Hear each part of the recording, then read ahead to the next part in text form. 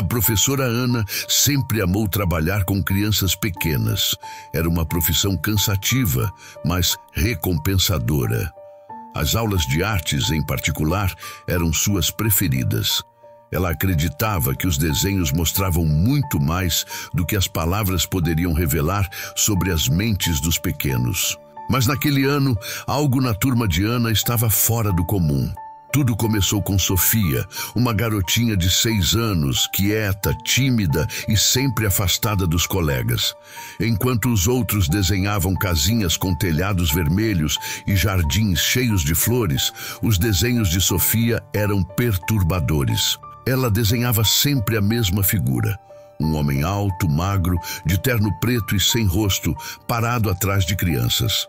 Às vezes, ele ficava ao lado delas. Outras vezes, espiava pelas janelas ou escondia-se nos cantos escuros da folha.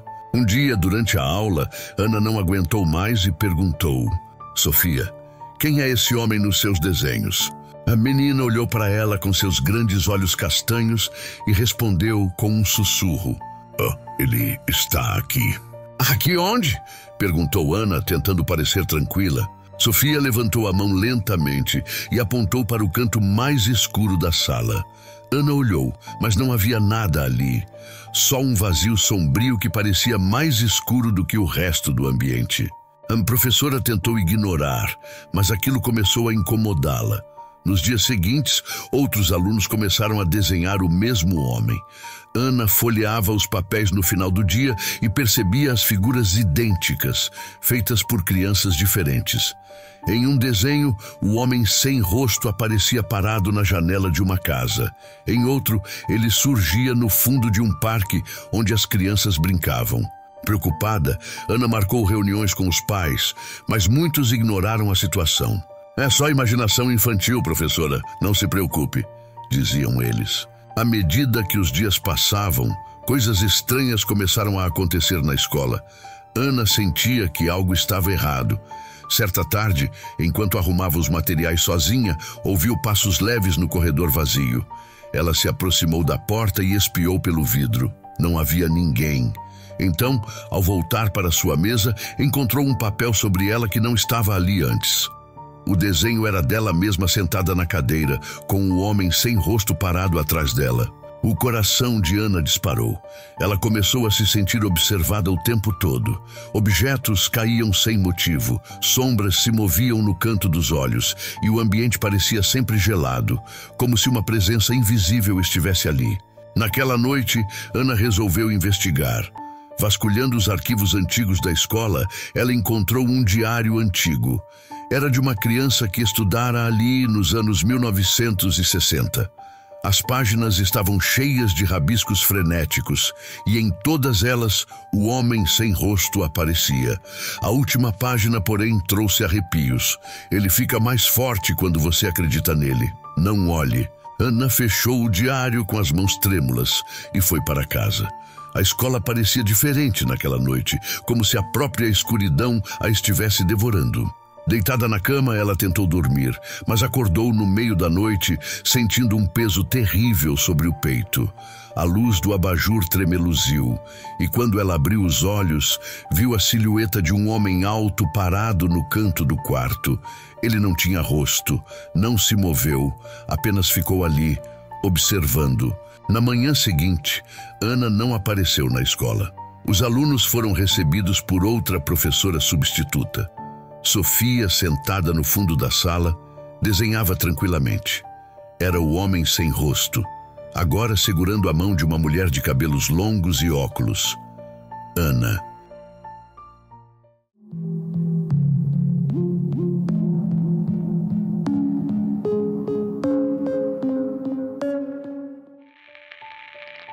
Lucas, de 7 anos, sempre adorou desenhar. Seu pai, João, ficava orgulhoso ao ver os rabiscos do filho.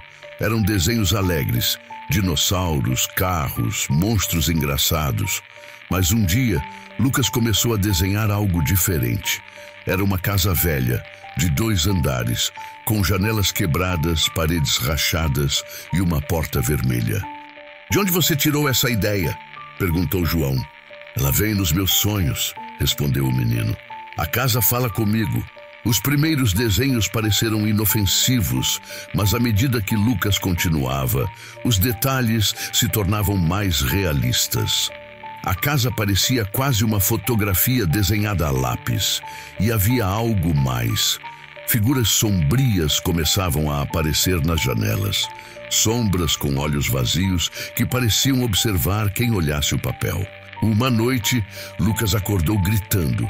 Quando João correu até o quarto, o menino estava sentado na cama, abraçando os joelhos. "O que aconteceu, filho?" "Não, ela me chamou de novo. A casa quer que eu entre." Os desenhos começaram a se espalhar. Em cada folha, Lucas retratava não apenas a casa, mas a si mesmo, parado diante da porta vermelha. Às vezes, desenhava sombras se estendendo até ele. João começou a se sentir desconfortável. Um dia, ele decidiu guardar todos os desenhos. Enquanto guardava o último, sentiu um arrepio. No canto da folha havia uma pequena figura que parecia ele mesmo, parado, observando a casa de longe. A paranoia começou a tomar conta. João começou a sonhar com a casa também.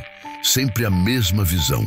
Ele parado na porta vermelha, ouvindo sussurros que vinham de dentro. Um dia, enquanto dirigia por uma estrada deserta, João viu algo que o fez perder o fôlego. A casa, exatamente como nos desenhos. Ela estava no meio de uma clareira, velha e esquecida. Impulsionado pelo medo e pela curiosidade, ele entrou. O interior cheirava a podridão. As tábuas rangiam e o ar parecia denso, como se a casa estivesse viva. Subindo as escadas, encontrou um quarto com desenhos espalhados pelo chão. Eram os desenhos de Lucas. De repente, uma porta se abriu sozinha e João viu uma figura pequena sentada no escuro. Era Lucas. "Lucas, o que está fazendo aqui?" gritou. O menino se virou lentamente. Seu rosto estava pálido e vazio. João correu para a saída, mas as sombras começaram a se mover. A porta vermelha se fechou com um estrondo e a casa riu. Na manhã seguinte, ninguém encontrou pai ou filho. Apenas um desenho deixado no quarto de Lucas. Uma silhueta masculina presa atrás das janelas da casa, com olhos vazios olhando para fora.